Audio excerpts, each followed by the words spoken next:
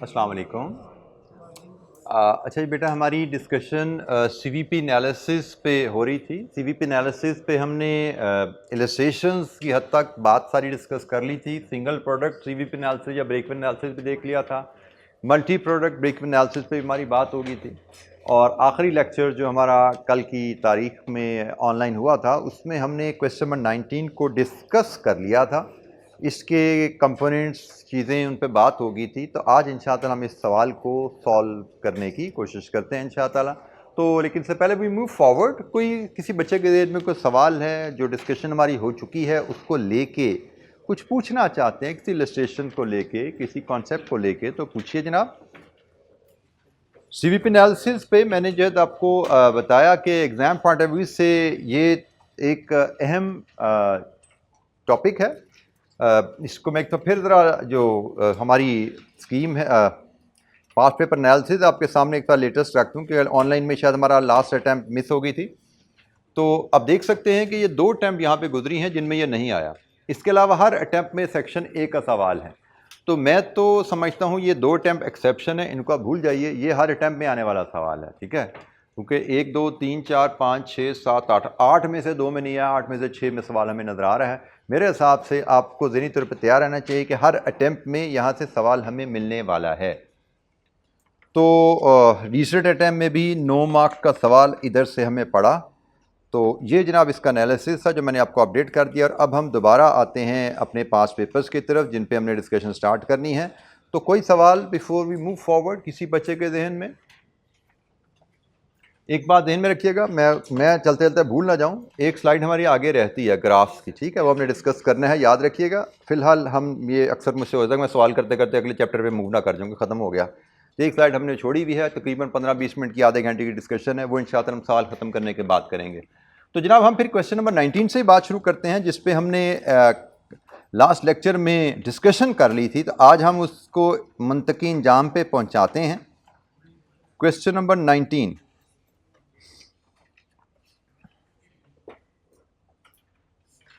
Khan corporation. अच्छा, take 5 minutes, इसको refresh कर लीजिए सवाल को ज़रा।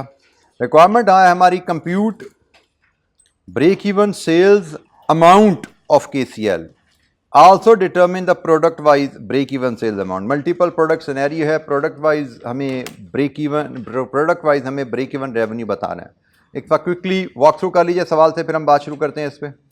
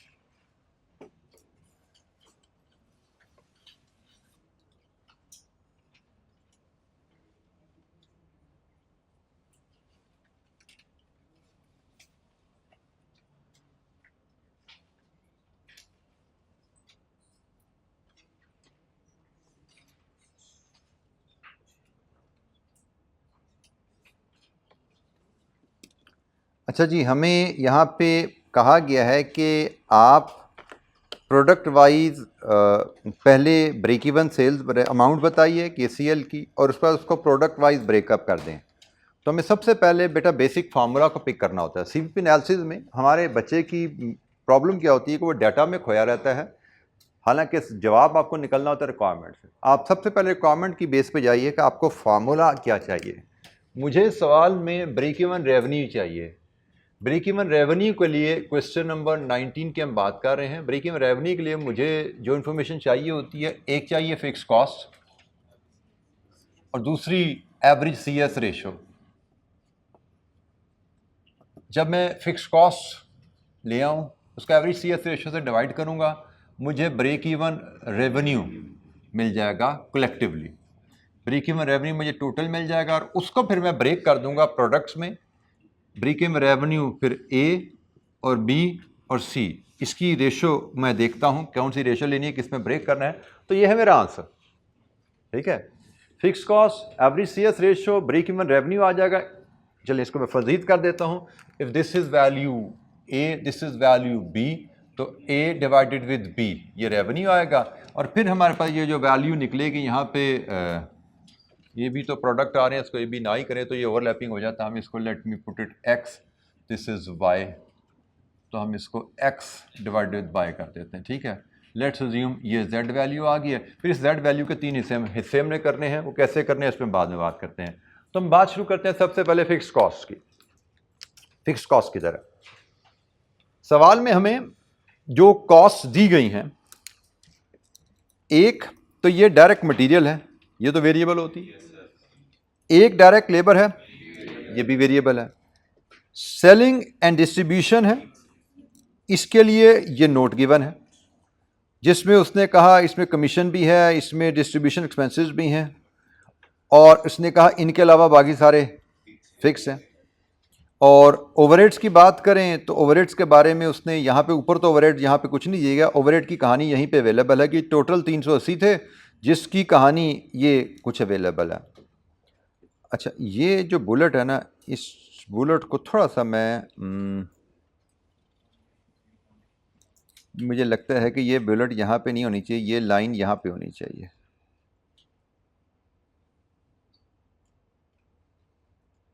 ये लाइन यहाँ पे होनी चाहिए, ठीक है।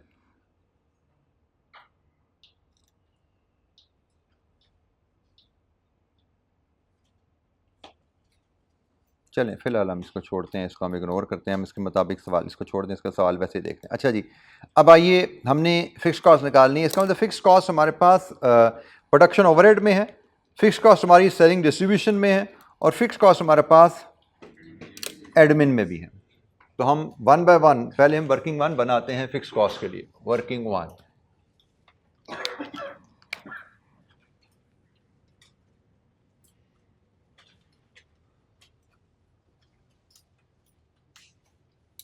हमें फिक्स कॉस्ट पिक करनी है। यहाँ से देखिए फिक्स कॉस्ट, यहाँ से देखिए कितनी है जी फिक्स्ड ओवरहेड्स में।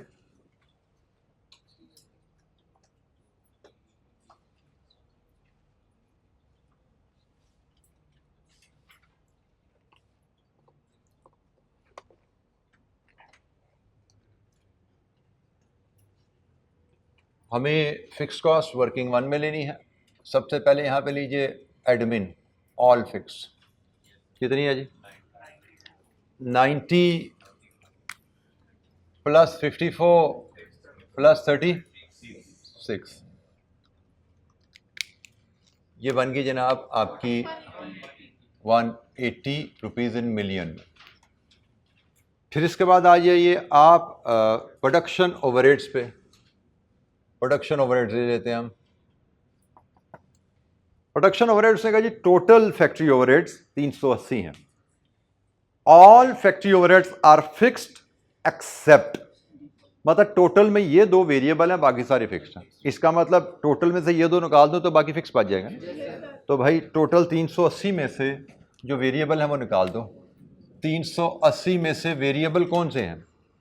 75% of total indirect labour of 40, 75% of 40 एक ये वेरिएबल है, और 90% of total power of 100, 90% of 100, 90% of 100 ये वेरिएबल है, बाकी फिक्स है। 260 प्रोडक्शन ओवरहेड फिक्स हो गया। फिर हम बात कर लेते हैं सेलिंग एंड डिस्ट्रीब्यूशन ओवरहेड्स की। टोटल कॉस्ट तो आ रही है जनाब, ये सेलिंग डिस्ट्रीब्यूशन की टोटल कॉस्ट कितनी है? 150 प्लस 120 प्लस कितना 100, ये टोटल सेलिंग डिस्ट्रीब्यूशन कॉस्ट है। इसके जाते हैं नोट पे, ये तो टोटल कॉस्ट है, हमें तो फिक्स चाहिए। तो वो कहता है जनाब कि ये उनका कुछ ब्रेकअप है, इसके अलावा सारे फिक्स्ड हैं। इसका मतलब ये निकाल दें हम, commission 3, 4, 5% of product ABC respectively, sales पे इतना कमीशन, और डिस्ट्रीब्यूशन एक्सपेंसेस कितने हैं? 2% of sales for product A and B and 4% of sales for सी।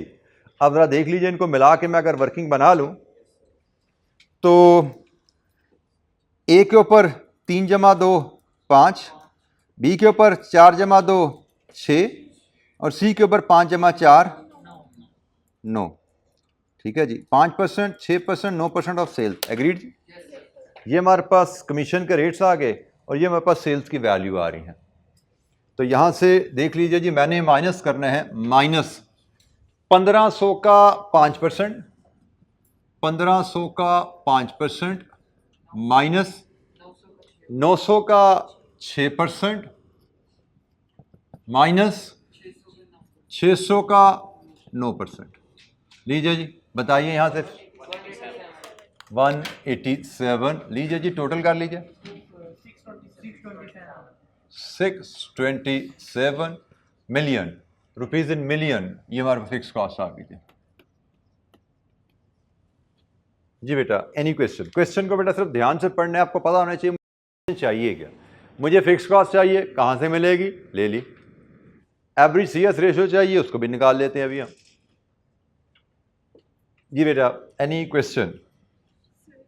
जी बेटा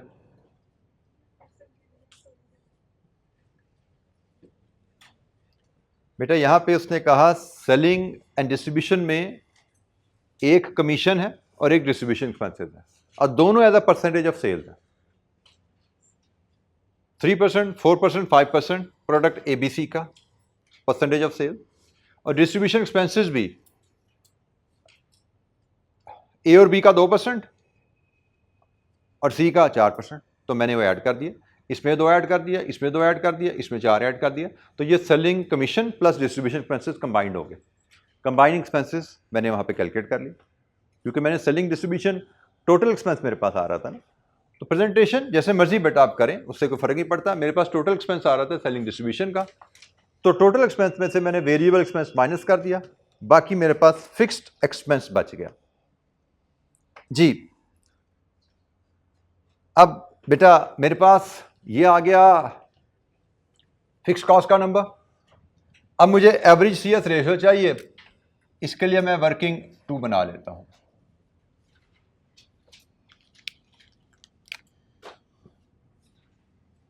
एवरेज सीएस रेशियो निकालने के लिए हमने मल्टीपल वेज देखे थे। क्या क्या तरीके थे वैसे? एवरेज सीएस रेशियो, एक तो हमने कहा था हम एवरेज सीएस रेशियो के लिए कर सकते हैं तीनों प्रोडक्ट की सीएस रेशियो, उसका वेटेड एवरेज ले लो। दूसरा हमने सीखा था हम सीएस रेशियो इन बॉक्स ले लें, और तीसरा हमने देखा था कंपनी लेवल पे टोटल सीएस रेशियो निकाल लें। अब यहां पे देखो सीएस रेशियो ऑफ बॉक्स तो नहीं चल सकता, क्योंकि यूनिट्स अवेलेबल नहीं है यहाँ पे। बॉक्स तो तब बनता है जब यूनिट्स अवेलेबल, तो यहां पे यूनिट्स अवेलेबल नहीं, बॉक्स तो नहीं बनता।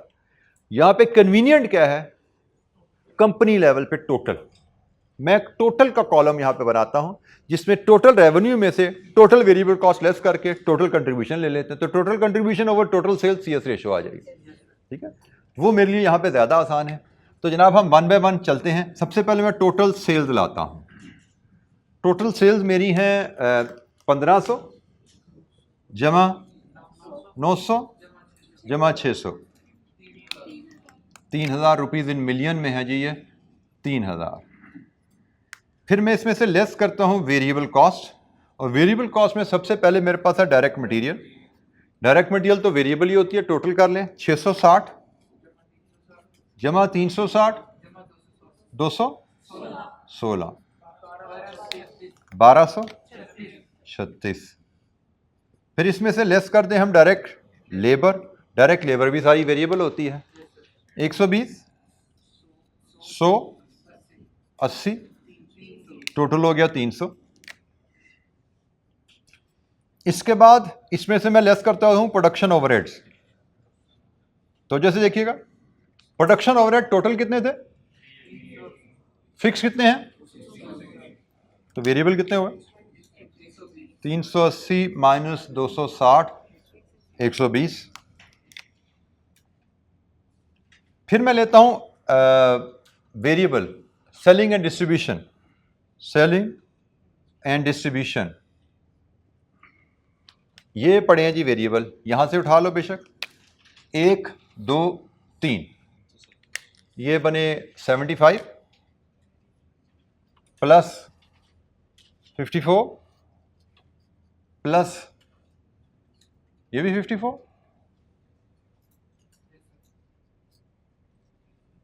ये बेटा यहां से मैंने उठाए हैं, इन सब को मैंने यहां से उठाया। कितने बने 183। लीजिए जी यहां से कंट्रीब्यूशन ले लीजिए 1161 और CS रेशियो ले लीजिए यहां से। ये अगर ये J है वैल्यू, ये वैल्यू K है, तो K डिवाइडेड विद J, ये आपकी एवरेज CS रेशियो यहां से आ जाएगी। एवरेज CS रेशियो 38.7%, ये है जी एवरेज CS रेशियो 38.7%। प्रेजेंटेशन बेटा जैसे मर्जी कीजिए, कोई फ़र्क नहीं पड़ता, आपको पता होना चाहिए मुझे वैल्यूज़ चाहिए क्या और वो वैल्यूज़ कहाँ से हासिल की जा सकती हैं। किसी कैलकुलेशन में बेटा कोई बात समझ नहीं आई, पूछिए। मुझे कंपनी की टोटल कंट्रीब्यूशन चाहिए था, तो कंपनी की टोटल सेल्स में से टोटल वेरिएबल कॉस्ट में लेस करता जा रहा हूँ। टोटल रेवेन्यू 3000 अवेलेबल है, क्वेश्चन में सम किया सिर्फ मैंने। Total direct material cost question में अवेलेबल है, सम करके ले आया।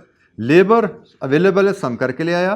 प्रोडक्शन ओवरहेड टोटल और वेरिएबल कॉस्ट ये मैंने डील की थी, ये टोटल थे ये वेरिएबल थे, तो ये बेसिकली पड़े हुए थे ना आपके फिक्स। तो आप फिक्स को यहां से उठा लो, फिक्स को यहां से उठा लो सम करके, या इसमें से ये माइनस कर दो, एक ही बात है। मतलब जैसे 30 प्लस 90 कर लो वो भी 120 है, या 380 माइनस 260 कर दो वो भी एक ही बात है। प्रेजेंटेशन जैसी मर्जी करो, कोई फर्क नहीं पड़ता, आंसर 120 ही आना है। आपका एवरेज CS रेशियो 38.7 आ गया, यू पुट इट हियर 38.7%। लीजिए जी ब्रेक इवन रेवेन्यू 16.15 मिलियन। लीजिए जी ये टोटल रेवेन्यू है, इसको प्रोडक्ट में ब्रेक करना है। तो हमने सीखा था टोटल रेवेन्यू को प्रोडक्ट वाइज ब्रेक करने के लिए हम लेते हैं रेशो, कौन सी वाला, सेल वैल्यू की रेशो। अगर तो बॉक्स बना है तो बॉक्स से उठा लो, बॉक्स नहीं अवेलेबल तो ये उठा लो, एक ही बात है ना। टोटल से सेल वैल्यू की रेशो उठा लो या बॉक्स से सेल वैल्यू की रेशो उठा लो, हम यहां से उठाते हैं।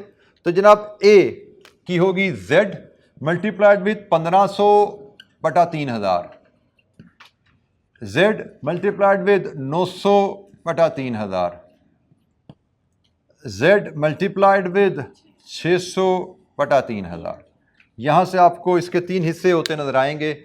ए में कितना गया जी 8 10.08 कर दो इसको जी। नेक्स्ट 486.05, नेक्स्ट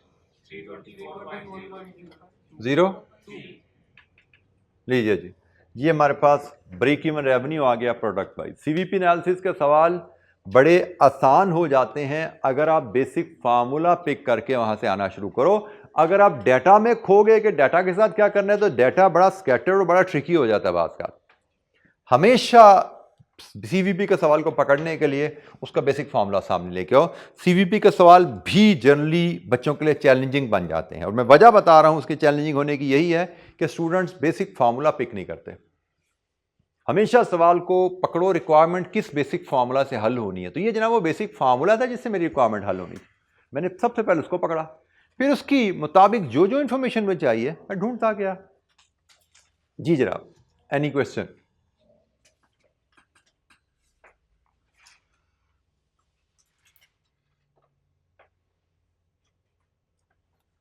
सीवीपी एनालिसिस, क्योंकि हमारी आखिरी discussion multi product break even पे थी, तो इसलिए हमने पहला सवाल भी मल्टी प्रोडक्ट ब्रेक इवन का ही क्लास में डिस्कस कर लिया।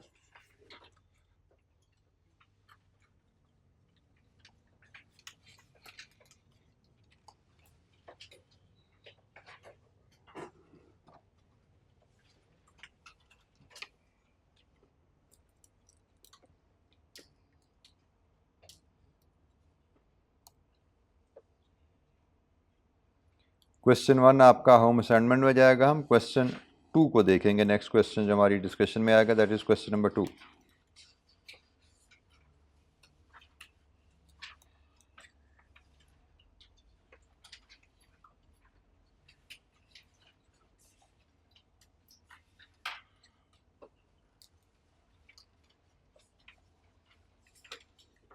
Himalayan reverse spring 16 question 8।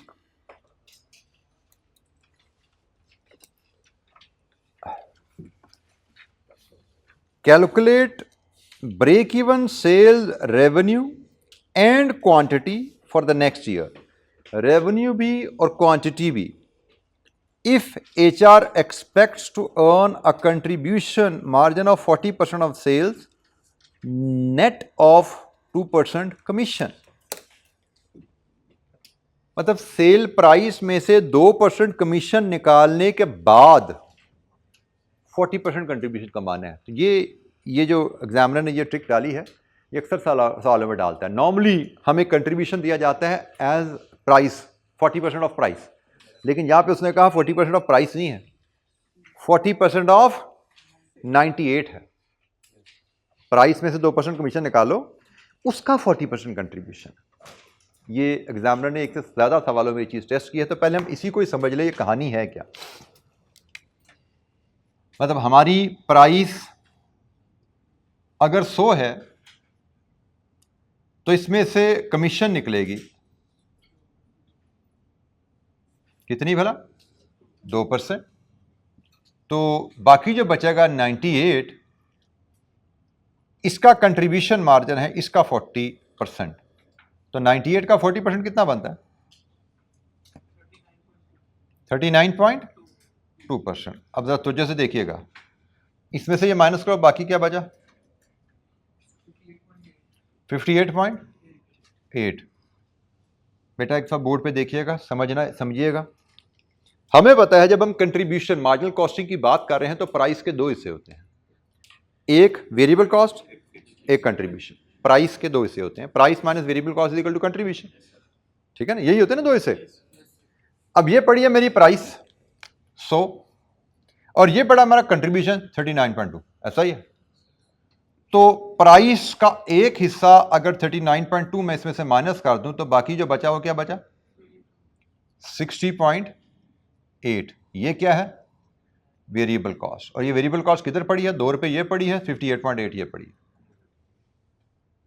Selling commission भी वेरिएबल कॉस्ट होती है और ये भी वेरिएबल कॉस्ट है, लेकिन ये अदर वेरिएबल कॉस्ट है जिसमें आपकी मटेरियल होगा, लेबर होगा, वेरिएबल ओवरहेड होंगे, अदर वेरिएबल कॉस्ट। ठीक है, तो बेटा इस चीज को पहले समझ लीजिए।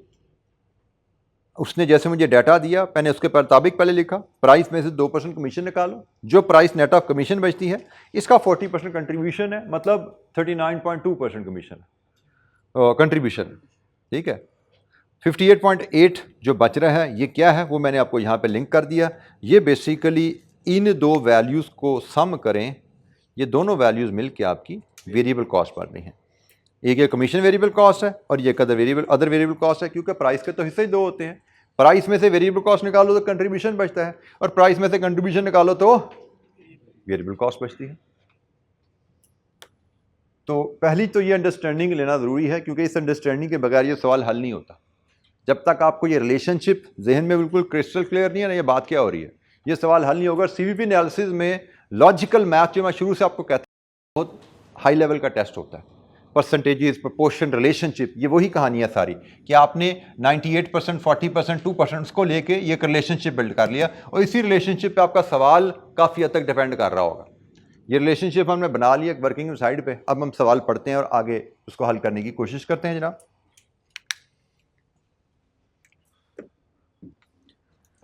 अभी हमने सिर्फ रिक्वायरमेंट में जो परसेंटेजेस गिवन थी उनको समझा है। 10 नंबर का सवाल है section A, CVP analysis. Generally section A का सवाल ही बनता है हमारा। Himalayan Rivers HR is planning to install a new plant. Planned production from the plant for the next year is 1,50,000। Plan production अगले साल हम 1,50,000 यूनिट बनाने का प्लान कर रहे हैं जी। Cost of production is estimated as under. Cost of production in rupees in million है। ये 1,50,000 यूनिट्स की कॉस्ट ऑफ प्रोडक्शन है जी। Material 6 million, labour 5 million, production overheads 10.2। ये डायरेक्ट मटेरियल है, वेरिएबल है। ये डायरेक्ट लेबर है, वेरिएबल है। ये प्रोडक्शन ओवरहेड्स हैं, ये वेरिएबल प्लस फिक्स दोनों हैं यकीनन। प्रोडक्शन ओवरहेड इंक्लूड फॉलोइंग, क्योंकि इसमें दोनों है ना इसलिए उसका वो ब्रेकअप दे रहा है। Include following, factory premises would be acquired on a rent of cost of 1.8 million per annum. ये फिक्स आ गई। Indirect labour has been budgeted at 30% of direct labour cost, 50% of which is fixed. इसमें fixed cost कितनी है वो भी पता लगी। Depreciation of plant would be 0.5, ये भी फिक्स्ड है, इसमें शामिल है। Total power and fuel cost has been budgeted at 3 million. 80% of fuel and power would vary in accordance with the production, मतलब वो वेरिएबल है, बाकी fixed. All remaining production overheads are. अच्छा, यहां पे आप एक इंटरेस्टिंग सिनेरियो बेटा समझिएगा। क्वेश्चन नंबर 1, टोटल ओवरहेड्स कितने हैं? 10.29। क्वेश्चन नंबर 2, क्या मुझे 10.29 तमाम ओवरहेड्स का ब्रेकअप दे दिया गया है? तमाम ओवरहेड्स, तमाम वैल्यूज, कौन सी अमाउंट कहां जानी है, कौन सी अमाउंट कहां, सबका ब्रेकअप दिया गया है। उसने मुझे कुछ अमाउंट का ब्रेकअप दिया। उसने कहा जिसका ब्रेकअप नहीं दिया वो कहां जा रहा है? जिसका ब्रेकअप नहीं दिया वो जा रहा वेरिएबल। इसका मतलब जिसका ब्रेकअप दिया इनके अलावा फिक्स कुछ नहीं है। समझ आई बात? ये टोटल है। टोटल में से जो फिक्स यहां पे आ गए बस वही फिक्स्ड है, इसके अलावा फिक्स कोई नहीं है। तो मैंने अगर फिक्स्ड और वेरिएबल को अलग-अलग करना है ना, तो टोटल में से फिक्स्ड माइनस कर दूं, बाकी सारे वेरिएबल। मुझे इसमें से वेरिएबल उठाने की जरूरत नहीं है, सिर्फ फिक्स्ड उठाऊंगा मैं। ये टोटल है, इसमें से सिर्फ फिक्स्ड आइडेंटिफाई कर लूं, क्योंकि वो सारे के सारे फिक्स्ड, इसके अलावा कुछ नहीं है। तो टोटल ओवरहेड में से सारे के सारे फिक्स यहां पे गिवन है, वो उठा लूं, माइनस कर दूंगा तो वो वेरिएबल बच जाएंगे। ठीक है, फिक्स और वेरिएबल अलग-अलग हमें करने पड़ते हैं, क्योंकि सीवीपी एनालिसिस है, ये फिक्स और वेरिएबल को अलग-अलग किए बगैर हल होता नहीं है। तो इसको ब्रेकअप कैसे करना है वो बता दिया। आगे पढ़ लेते हैं क्या। Sales and marketing budget includes the following. Employment of 2 sales representative at a monthly salary of 25,000 each and a sales commission of 2% on sales achieved. Hiring of a delivery van at 70,000 per month. Launching an advertisement campaign at 150 million. ये selling and marketing का खर्चा है, जिसमें सिर्फ एक यही amount है variable, बाकी सारी फिक्स्ड है। ठीक है जी। तो लीजिए जी, ये कहानी होगी, हमें करना क्या है। अब सब कुछ समझ के बाद कहानी आती है भाई, निकालना क्या हमें? Break even revenue. हमें ब्रेक इवन रेवेन्यू चाहिए। तो ब्रेक इवन रेवेन्यू कैसे आता है? Fixed cost divide with CS ratio. बिल्कुल ठीक हो गया जी। तो सीएस रेशो कैसे आती है? सीएस रेशो तो हम ऑलरेडी ले चुके हैं ना। सीएस रेशो तो हम ऑलरेडी ले चुके हैं। ये हमारी सीएस रेशो हमारे पास आ गई। ठीक है जी, एग्रीड। सीएस रेशो हमारी 40% नहीं है, सीएस रेशो हमारी 39.2, क्योंकि 40% तो नेट ऑफ कमीशन पे है। तो हमने जब रेवेन्यू निकालना है तो रेवेन्यू तो ये है, रेवेन्यू तो होता है प्राइस के ऊपर। ठीक है जी। तो सीएस रेशियो हमारे पास ऑलरेडी आ चुकी है। अब मुझे यहाँ से सिर्फ फिक्स कॉस्ट उठानी है। ठीक है जी। तो फिक्स कॉस्ट मेरी जो पड़ी हुई है वो कहाँ पड़ी हुई है जी? एक तो इसके अंदर है, वो यहाँ से मिल जाएगी मुझे, और दूसरी कहाँ पे है? Sale and marketing. लीजिए इकट्ठा कीजिए, फिक्स कॉस्ट को इकट्ठा कीजिए। मेरे पास सबसे पहले हमने कहा जी हमें, चले क्वेश्चन नंबर कौन सा था ये? 2। मुझे ब्रेक इवन रेवेन्यू चाहिए। ब्रेक इवन रेवेन्यू के लिए मैं पहले लेके आऊँगा फिक्स कॉस्ट, फिर मैं लेके आऊँगा CS रेशो। तो यहाँ से मेरे पास आ जाएगा ब्रेक इवन रेवेन्यू, और ब्रेक इवन रेवेन्यू को मैं डिवाइड कर दूंगा प्राइस पर यूनिट से, तो ब्रेक इवन यूनिट्स आ जाएंगे। मुझसे दोनों चीज़ें मांगेंगी, है ना। मुझसे ब्रेक इवन रेवेन्यू भी मांगा गया है और ब्रेक इवन यूनिट्स भी मांगे गए हैं। तो ये मेरा फॉर्मेट होने जा रहा है जिसमें मैं आंसर प्रेजेंट करूंगा। CS रेशो हम ऑलरेडी सबसे पहले वर्किंग वन की मदद से CS रेशो हम ऑलरेडी दे चुके हैं। It is 39.2%। ये CS रेशो ऑलरेडी हम वहाँ पे वर्कआउट कर चुके हैं, 39.2%। ये है मेरा CS रेशो।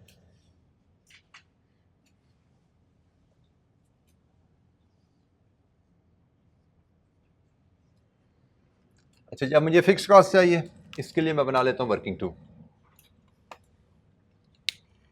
फिक्स कॉस्ट में मेरे पास दो कंपोनेंट्स हैं, एक प्रोडक्शन और एक selling admin. Let's start with production. Production overhead में सबसे पहले आ रहा है रेंट। कितना जी? 1.8 मिलियन, 18 लाख। फिर जी नेक्स्ट पॉइंट, इनडायरेक्ट लेबर, जो कि 30% ऑफ डायरेक्ट लेबर है। इनडायरेक्ट लेबर जो कि 30% ऑफ डायरेक्ट लेबर है, मतलब 5 मिलियन का 30%। लेकिन ये सारा तो फिक्स नहीं है भाई, इसका 50% फिक्स है। कितनी बनी जी बेटा? 7,50,000। मैंने प्रोडक्शन ओवरहेड में रेंट ले लिया फिक्स्ड, मैंने इनडायरेक्ट लेबर फिक्स ले ली, डेप्रीसिएशन 0.5 मिलियन ये भी फिक्स है। 0.5 मिलियन का मतलब 5 लाख, ये भी फिक्स हो गई। इसके बाद पावर एंड फ्यूल टोटल खर्चा 3 मिलियन, जिसमें 80% प्रोडक्शन से वेरी करता है, इसका मतलब वो वेरिएबल है 20%। फ्यूल एंड पावर 3 मिलियन का 20%, 6 लाख। ये हमारे प्रोडक्शन के खर्चे हो गए जनाब। इनका टोटल बता दीजिए कितना बना?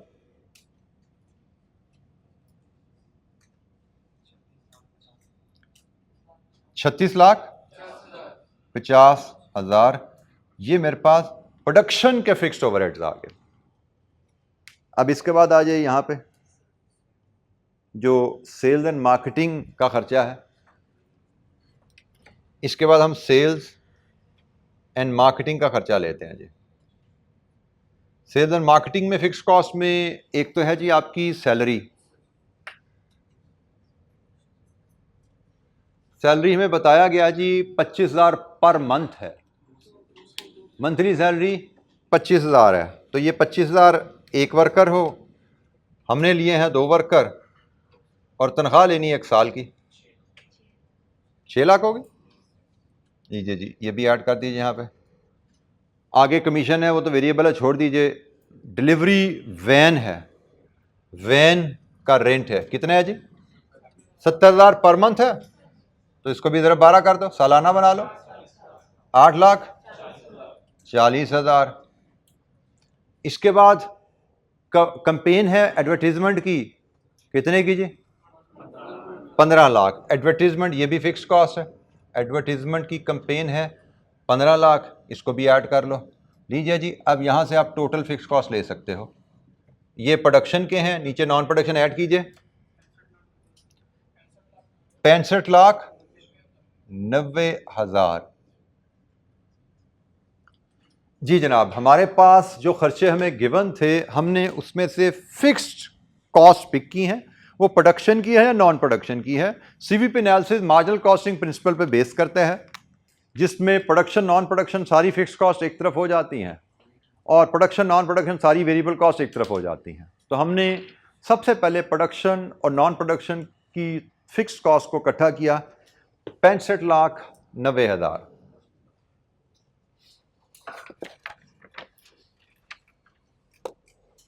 जी, एनी क्वेश्चन?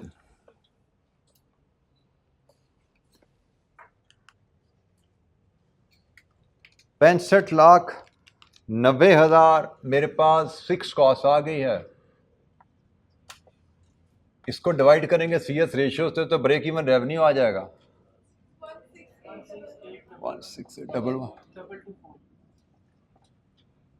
16 मिलियन, ऐसा ही है जी। जी ये ब्रेक इवन रेवेन्यू आ गया हमारे पास।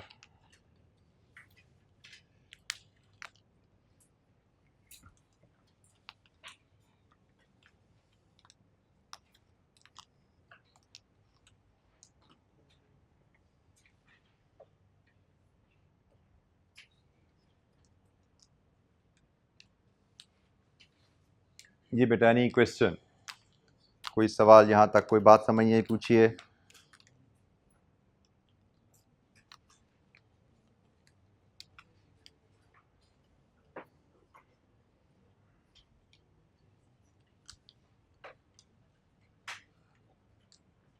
अच्छा जी, अब आखिरी एक वर्किंग रह गई है, that is price per unit. अगर मुझे प्राइस पर यूनिट मिल जाएगी तो वर्किंग नंबर 3 की मदद से मैं प्राइस पर यूनिट बनाऊंगा, तो फिर हमारे पास ब्रेक इवन यूनिट्स भी आ जाएंगे, सिंपली रेवेन्यू को प्राइस से डिवाइड करके।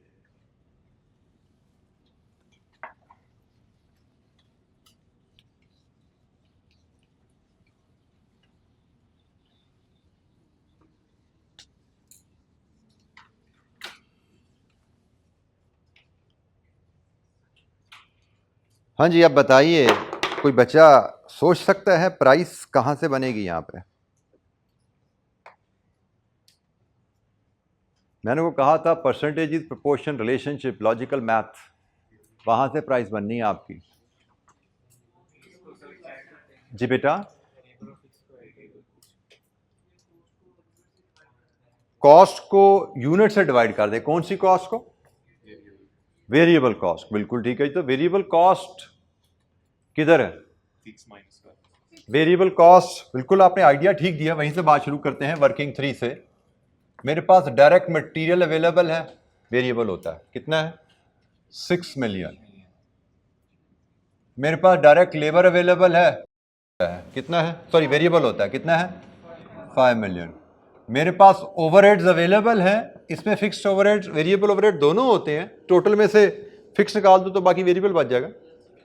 टोटल मेरा है 10.29, इसमें से फिक्स माइनस कर दो 3.65, तो वेरिएबल बच गया कितना? 6.64। लीजिए जी, ये भी बच गया। तो प्रोडक्शन की तो सारी वेरिएबल कॉस्ट मेरे पास आ गई। नॉन प्रोडक्शन में कोई वेरिएबल कॉस्ट है? तो सेल्स ही तो मुझे पता ही नहीं है, तो इसका मतलब मैं उस वेरिएबल कॉस्ट को अपनी वर्किंग में शामिल नहीं कर सकता। चलो, छोड़ दिया उसको मैंने। उसके अलावा मैं कहता हूं total variable cost excluding commission कितनी बनी भाई? 17.64 मिलियन। और इसको अगर मैं डिवाइड कर दूं 1,50,000 से, तो ये वेरिएबल कॉस्ट पर यूनिट आ गई। अगेन वही बात, एक्सक्लूडिंग कमीशन। कितनी जी? 0.60।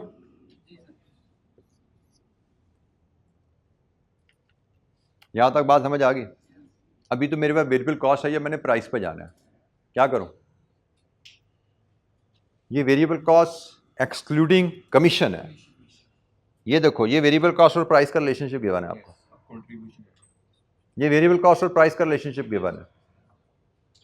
मुझे वेरिएबल कॉस्ट और प्राइस का रिलेशनशिप चाहिए, लेकिन मुझे वेरिएबल कॉस्ट एक्सक्लूडिंग कमीशन और प्राइस का रिलेशनशिप चाहिए। तो वेरिएबल कॉस्ट एक्सक्लूडिंग कमीशन और प्राइस का रिलेशनशिप ये है। तो यहां से अब इस रिलेशनशिप को मैं प्राइस के लिए डिटर्मिनेशन में यूज करूंगा। Price variable cost over 58.8 into 100, price is 200। लीजिए जी, this is the price. Variable cost excluding, एक वैल्यू अवेलेबल है और उसकी बेस भी तो अवेलेबल है ना भाई, और प्राइस की बेस भी अवेलेबल है। प्राइस की बेस 100 है, वेरिएबल कॉस्ट एक्सक्लूडिंग कमीशन की बेस 58.8 है, टोटल वेरिएबल कॉस्ट की बेस 60.8 है, कमीशन 2 है, कमीशन निकाल दो तो एक्सक्लूडिंग वेरिएबल कॉस्ट की बेस क्या हुई, given value divided with its base multiplied with base of the required value. ये तरीका पढ़ा था ना हमने, given value divided with base of the given value multiplied with the base of the required value मिल गई हमें। प्राइस इज 200, तो जनाब 200 डिवाइड कीजिए, यूनिट्स आ गए 84056 यूनिट्स, पॉइंट्स में नहीं, डेसिमल में नहीं, राउंड ऑफ करके लिखेंगे। लीजिए जी, पढ़ लीजिए सवाल को, वॉक थ्रू कर लीजिए, कोई बात समझ नहीं है पूछिए। सीवीपी एनालिसिस मैथमेटिक्स के सवाल होते हैं भाई, फार्मूलाज नहायत ही बेसिक होते हैं, जो 4 5 6 फार्मूलाज हमने सीखे उन्हीं फार्मूलाज के इर्द गिर्द सवाल घूमेगा। मैथमेटिक्स में सिर्फ ये हमें ट्रिक करेगा एग्जामिनर, कभी रेशोज की मदद से, कभी कैलकुलेशंस को, फिक्स और वेरिएबल कॉस्ट को मिक्स करके वहाँ पे हमें एग्जामिनर परेशान करने की कोशिश कर सकता है। अदरवाइज इस सवाल में ऑनेस्टली स्पीकिंग बेसिक मैथमेटिक्स का सवाल होता है सीवीपी, कोई लंबे चौड़े कॉन्सेप्ट इसमें है ही नहीं, क्योंकि मार्जिनल कॉस्टिंग ऑलरेडी आप पढ़ चुके हो। सीवीपी से रिलेटेड जो 4 6 फार्मूले थे वो हमने याद कर लिए, बड़े सिंपल से फार्मूला से, छोटे छोटे फार्मूला से, बाकी सारी कैलकुलेशन के इर्द गिर्द घूमेगी।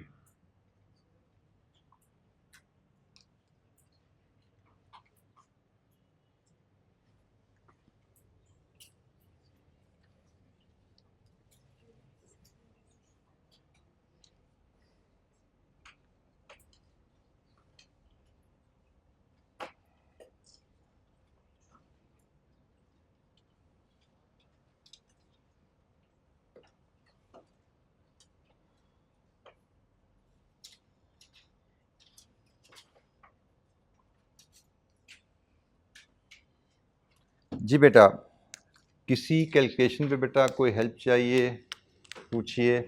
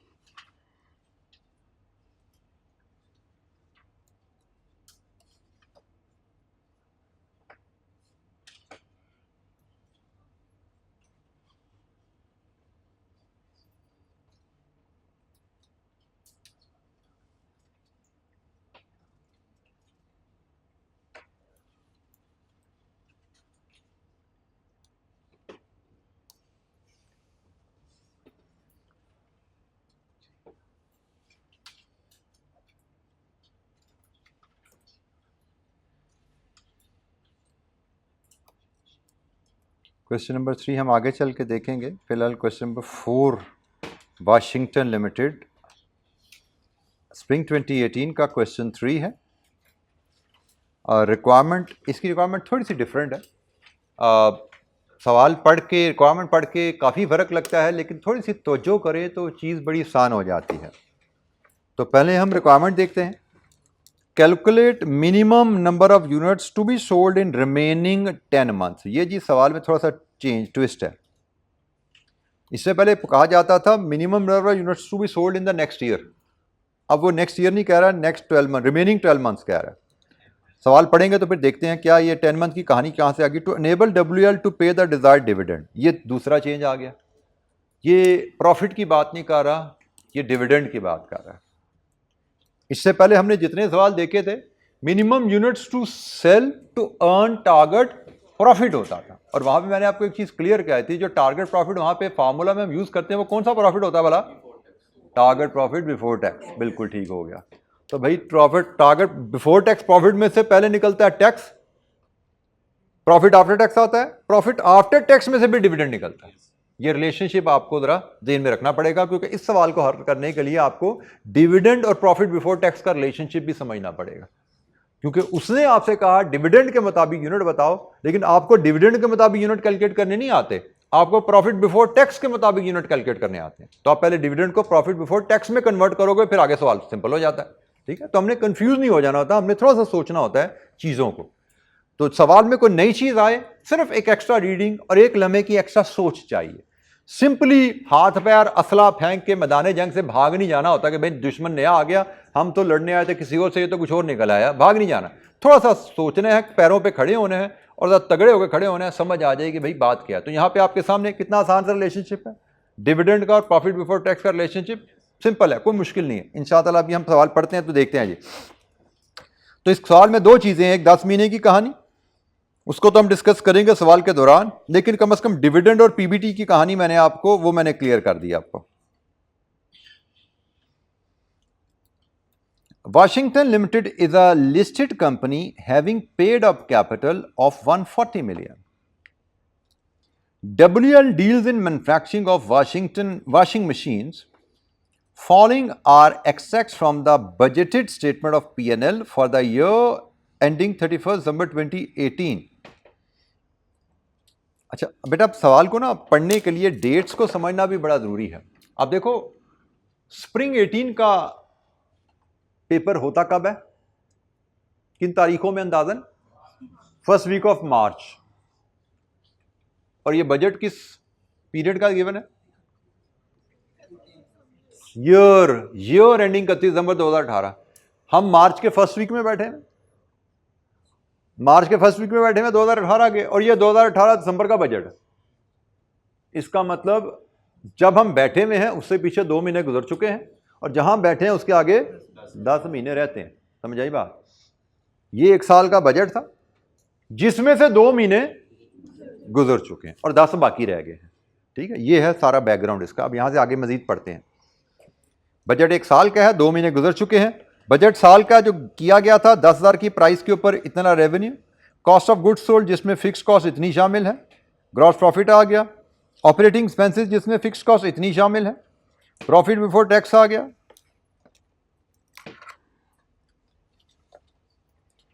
और टैक्सेशन 30% पे लिया तो प्रॉफिट आफ्टर टैक्स आ गया। ये बजट था हमारा। N analysis of actual result for the first 2 months of the year shows that, 2 महीने गुजर चुके हैं, 2 महीने का एनालिसिस किया तो क्या पता लगा?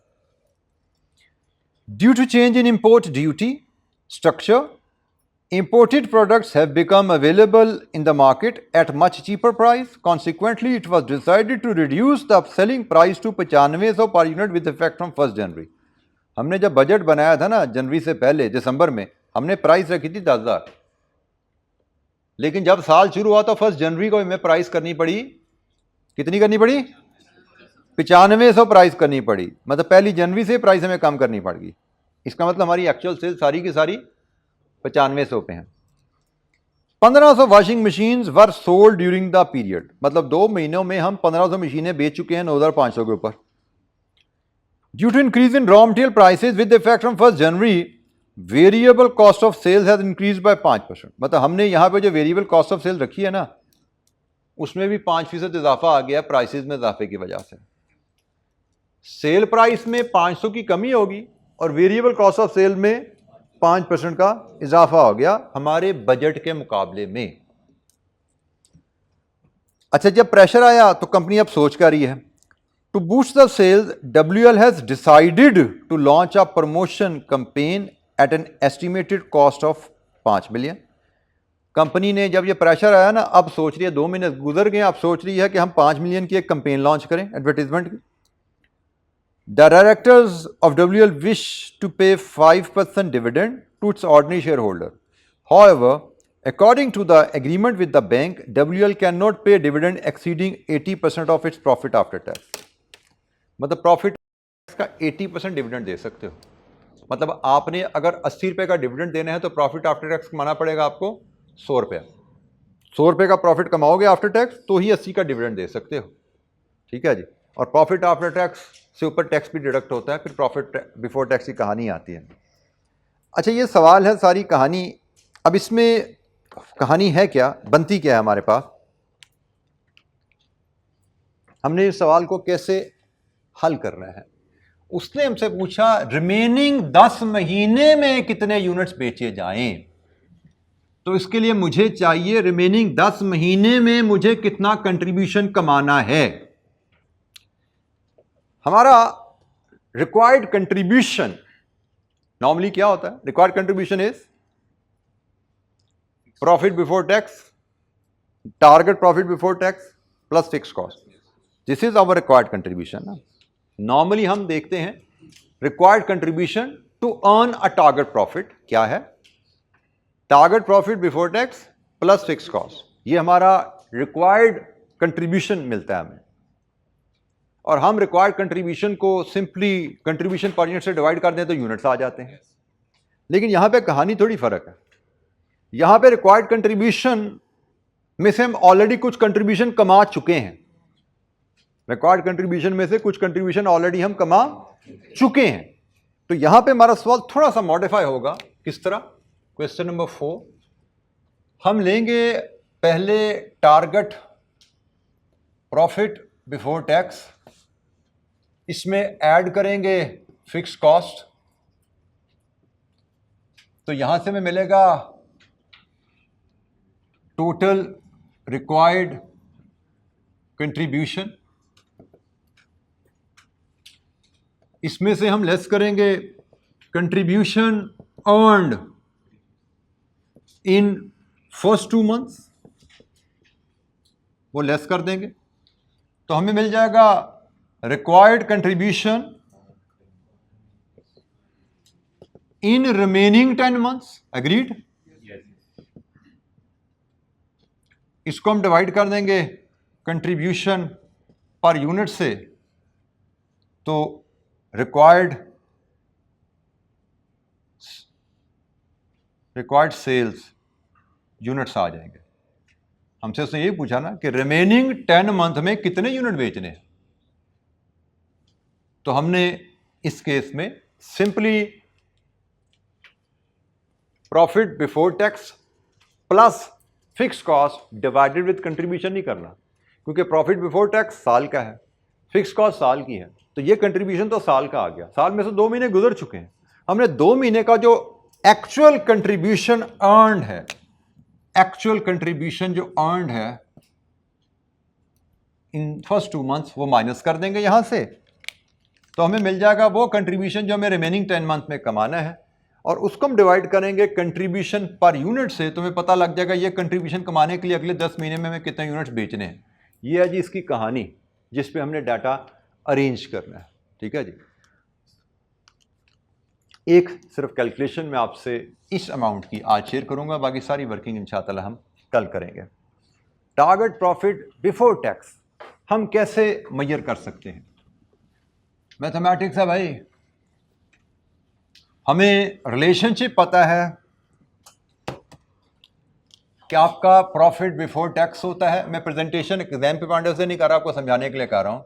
इसमें से हम लेस करते हैं टैक्स, तो प्रॉफिट आफ्टर टैक्स आता है, और इसमें से फिर पे होता है डिविडेंड। ठीक है जी। तो यहां से प्रॉफिट रिटेन्ड आ जाता है। अब मुझे एग्जामिनर ने जो बातें बताई हैं, बेसिस कुछ बताई हैं। उसने कहा है कि आपका प्रॉफिट आफ्टर टैक्स अगर 100 है ना, तो डिविडेंड आपका जाएगा 80। ये उसने बेस मुझे दी हुई है ना। तो इस बेस के मुताबिक मैं डिविडेंड की वैल्यू कैलकुलेट कर सकता हूं।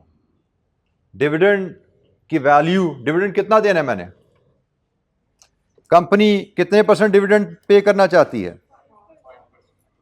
5% डिविडेंड, बट मुझे तो वैल्यू चाहिए। वैल्यू कहां से निकलेगी? पेड अप कैपिटल से मल्टीप्लाई करके। डिविडेंड जो कंपनी ने पे करना है वो है जनाब 140 मिलियन का 5%, कितना बना? 7 मिलियन। 140 मिलियन का 5%, 7 मिलियन। इतना डिविडेंड पे करना है। अगर डिविडेंड इतना देना है तो प्रॉफिट आफ्टर टैक्स कितना कमाना है? Given value divided with its base into base of the required value, 8.75 million. ये मुझे प्रॉफिट आफ्टर टैक्स कमाने हैं। अच्छा, यहां से फिर ऊपर चले जाओ, मुझे फिर एक और रिलेशनशिप गिवन है। प्रॉफिट बिफोर टैक्स 100, ये 30, तो ये 70। ये दूसरा रिलेशनशिप भी तो गिवन है ना मुझे। तो ये 70 है, तो 100 क्या होगा? Value divided with base into base of the required value, 12.5 million. लीजिए जी, target profit before tax ₹12.5 million. पूरे साल में मुझे इतना टारगेट प्रॉफिट बिफोर टैक्स कमाना है। तो इसमें से 30% टैक्स निकल जाएगा, ये प्रॉफिट आफ्टर टैक्स बचेगा। इसका 80% हम डिविडेंड फिर दे पाएंगे। अगर हम इतना प्रॉफिट बिफोर टैक्स कमाते हैं तो ही हम ये डिविडेंड दे पाएंगे। एग्रीड? तो अगेन बेसिस परसेंटेजेस का रिलेशनशिप जो आपको समझाया हुआ है उसी को लेके हम चले। मैंने ये सारी कहानी आपको समझाने के लिए दी, अदरवाइज ये वर्किंग तो ऐसे यहाँ पे दी जा सकती थी। 140 का 5% डिवाइडेड विद 80 इंटू 100 और फिर फर्दर डिवाइडेड विद 70 इंटू 100। ये हम यहाँ से इसको ऐसे भी प्रेजेंट कर सकते थे, ठीक है जी। बल्कि इसको मैं चलें इसको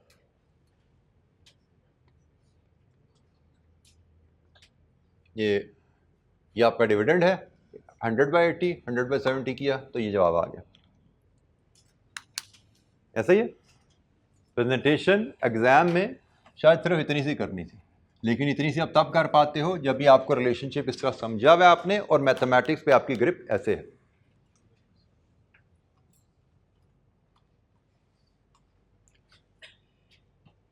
हमें टारगेट डिविडेंड दिया गया है और हमें सीवीपी एनालिसिस में टारगेट प्रॉफिट बिफोर टैक्स चाहिए होता है। तो डिविडेंड से प्रॉफिट बिफोर टैक्स का सफ़र मैंने आपको इस तरह स्टेटमेंट शेप में भी दिखा दिया और इस तरह फैक्टर शेप में भी आपके सामने एक्सप्रेस कर दिया। Any question? इसके जनाब बाकी फिगर इंशाअल्लाह कल वर्कआउट करेंगे और सवाल ये भी करेंगे और आगे मजीद सवाल भी करेंगे इंशाअल्लाह। ठीक है जी, थैंक यू, अस्सलाम वालेकुम।